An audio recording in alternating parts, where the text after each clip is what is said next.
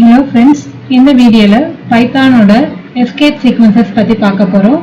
Escape sequence அதுக்கு நம்ம backslash use பண்ணுவோம்.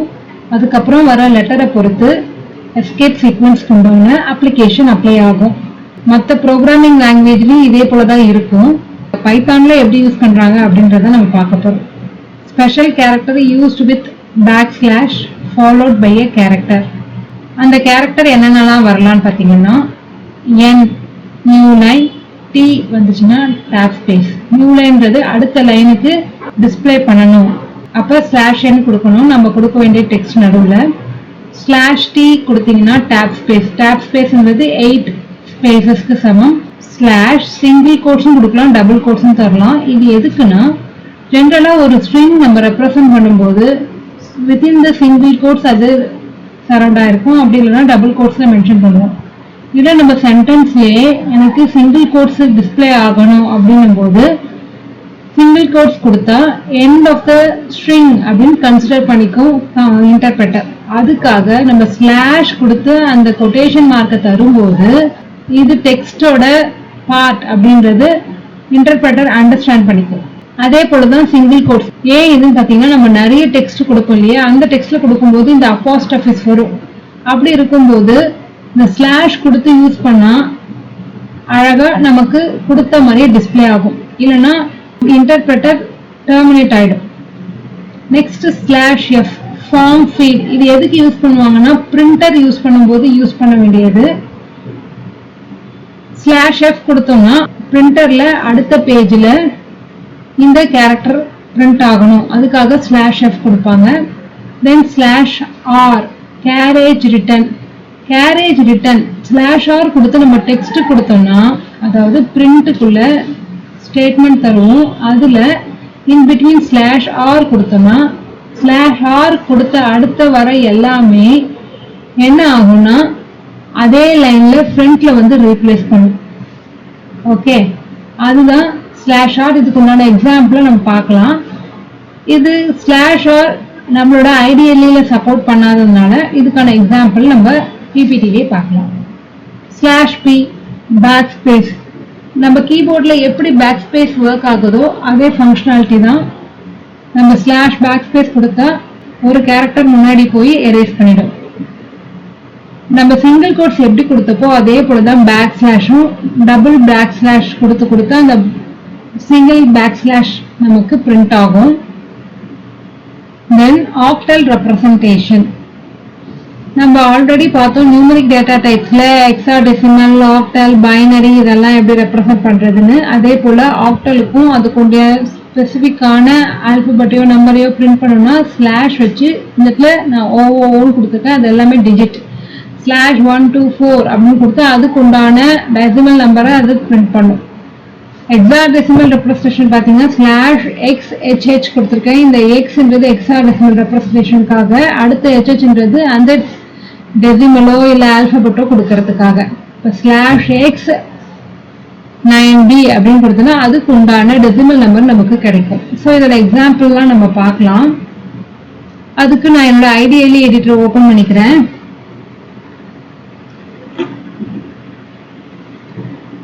இந்த எடிட்டர்ல print Python is a interpreted high level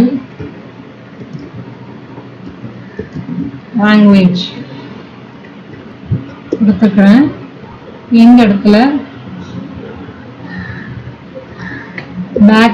/n கொடுக்குறேன். இதோட அவுட்புட் எப்படி இருக்குன்னு பார்க்கலாம். என்டர் கொடுக்குறேன். பாருங்க, Python is an interpreted high level language. இந்த ஹை லெவல் லாங்குவேஜ்ன்றது நெக்ஸ்ட் லைன்ல வந்திருக்கு. நான் ஸ்பேஸுக்கு முன்னாடி கொடுத்ததால இந்த இடத்துல ஸ்பேஸ் எனக்கு வந்திருக்கு. நியூ லைனுக்கு உண்டானது. எனக்கு டேப் ஸ்பேஸ்க்கு வேணும்னா நான் Alt+P கொடுத்துக்கிறேன். எனக்கு ப்ரீவியஸ் நான் என்ன டைப் பண்ணணும் அது அப்படியே எனக்கு டிஸ்பிளே ஆகும். இந்த இடத்துல /t கொடுத்துக்கிறேன். தென் என்டர் கொடுக்குறேன். பாருங்க, ஆல்ரெடி ஒரு ஸ்பேஸ் இருந்தது, அதுக்கப்புறம் 8 ஸ்பேஸ் ரிலீவ் ஆகி எனக்கு டிஸ்பிளே ஆயிருக்கு. 8 ஸ்பேஸ் லீவ் பண்ணிட்டு டிஸ்பிளே ஆயிருக்கு. டோட்டலா 9 ஸ்பேஸ் இங்க இருக்கு.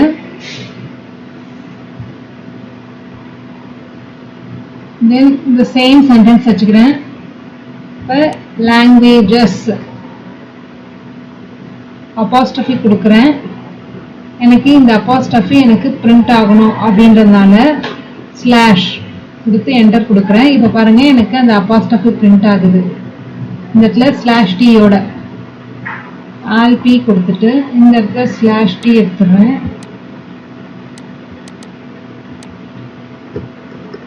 டேபுக்கு உண்டானதை எடுத்துட்டு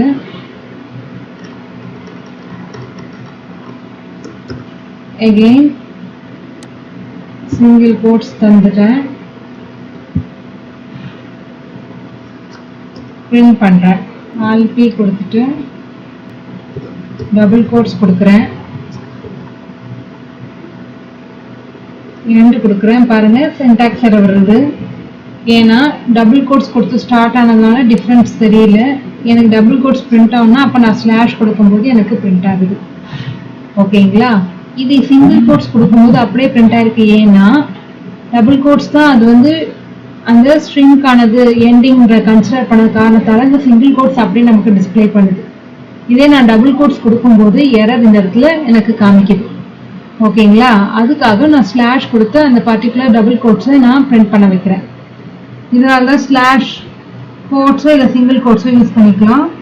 இதே நம்ம ஃபார்ம் ஃபீட் பார்த்தீங்கன்னா அது பிரிண்டர் யூஸ் பண்ணும்போது தான் நமக்கு கிடைக்கும். இதே கேரேஜ் ரிட்டனும் பேக் ஸ்பேஸ் கீயும் பார்த்தீங்கன்னா அதோட அவுட்புட் இப்படி தான் வரும். ஏன்னா ஐடிஎல்இல அது சப்போர்ட் பண்ணாத காரணத்தால இப்போ கேரேஜ் ரிட்டன் நான் கொடுக்கணும் அப்படின்னா Python is interpreted high level language கொடுத்துருக்கேன். இந்த இடத்துல லெவலுக்கும் லாங்குவேஜுக்கும் நடுவில் slash R backslash R கொடுத்துருக்கேன். இதோட அவுட்புட் பாருங்க.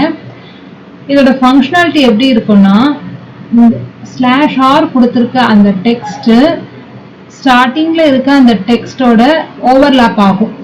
அப்படி ஆனதுனால இங்க பாருங்க 8 கேரக்டர் இருக்கு. அதனால 8 கேரக்டர் ஓவர்லாப் ஆனதுனால லாங்குவேஜ் கூட எஸ்ல இருந்து கண்டினியூ ஆகுது. ஏன்னா இந்த 8 கேரக்டர் மேல இந்த லாங்குவேஜ் அப்படின்றது ஓவர்லாப் ஆயிடுச்சு. Languages are interpreted high level இதோட நிற்கிது. இதுதான் கேரேஜ் ரிட்டனோட யூசேஜ். அடுத்து ஸ்லாஷ் பி பார்த்தீங்கன்னா பேக் ஸ்பேஸ் பார்த்தோம். அதுக்கு எக்ஸாம்பிள் நம்மளோட எடிட்டர்ல print Python is easy to learn அந்த லேர்னுக்கு முன்னாடி ஸ்லாஷ் பி கொடுத்தனா இங்க இருக்க இந்த ஸ்பேஸ் டெலீட் பண்ணிடும். Python is easy to learn இந்த இடத்துல பாருங்க இந்த ஸ்பேஸ் இல்லாம இருக்கு. இதுதான் பேக் ஸ்பேஸ். நம்ம டபுள் ஸ்லாஷ் பார்த்தோம். அதே தான் இந்த இடத்துல எனக்கு டபுள் ஸ்லாஷ் எனக்கு டிஸ்பிளே ஆகணும் அப்படின்னா நான் இந்த இடத்துல டபுள் ஸ்லாஷ் கொடுக்குறேன். இப்போ அவுட்புட் பார்த்தீங்கன்னா சிங்கிள் ஸ்லாஷோட நமக்கு டிஸ்பிளே ஆகுது. ஓகேங்களா? இப்போ நான் ஆக்டல் நம்பர்ல கொடுக்கணும் அப்படின்னா print /124 பாருங்க டீன்னு பிரிண்ட் ஆகுது. ஸோ டீயோட கேரக்டர் தான் இந்த 124. அகெயின் ஆல்பி கொடுத்துட்டு ப்ரீவியஸுக்கு இது பண்ணுறது Ctrl+X A4 கொடுக்குறேன். ஸோ அகெயின் ட்ரை பண்ணி பார்க்கலாம். எக்ஸ் கொடுத்துட்டு 54 கொடுக்குறேன். பாருங்க அகெயின் டி பிரிண்ட் ஆகுது. அனதர் ஒரு எக்ஸாம்பிள் கொடுத்து பார்க்கலாம். டி பிரிண்ட் ஆகுது. பாருங்க ஹெக்ஸாடெசிமல் கேரக்டர் எல்லாம் நமக்கு பிரிண்ட் ஆகுது. இந்த இடத்துல நான் டைரக்டா ஸ்லாஷ் கொடுத்து நம்பர் கொடுக்கும்போது ஆக்டலுக்கு உண்டானதும் எக்ஸ் கொடுக்கும்போது ஹெக்ஸாடெசிமலுக்கு உண்டானதும் நமக்கு பிரிண்ட் ஆகுது.